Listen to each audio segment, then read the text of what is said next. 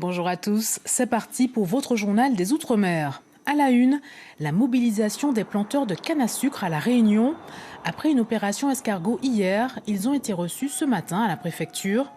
Ils réclament une revalorisation du prix de la tonne de canne. Les négociations avec les industriels du sucre et du rhum sont pour l'instant au point mort. Direction la Guadeloupe où le CHU est poursuivi pour homicide involontaire. En 2011 puis en 2014, 2 patients sont morts aux urgences faute de soins appropriés. 2 dossiers examinés hier. Le point avec Eric Schimpfling au tribunal correctionnel de Pointe-à-Pitre.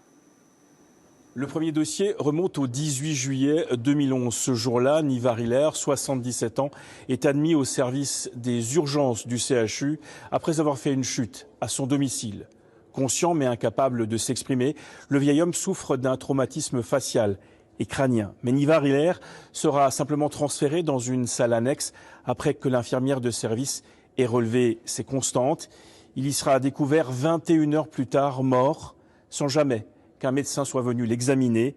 Nivar Hilaire avait été oublié, tout simplement.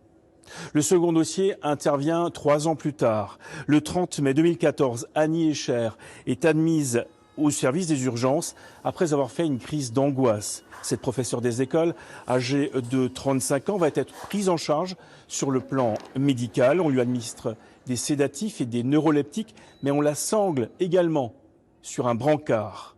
Elle y restera attachée pendant 4 jours et demi.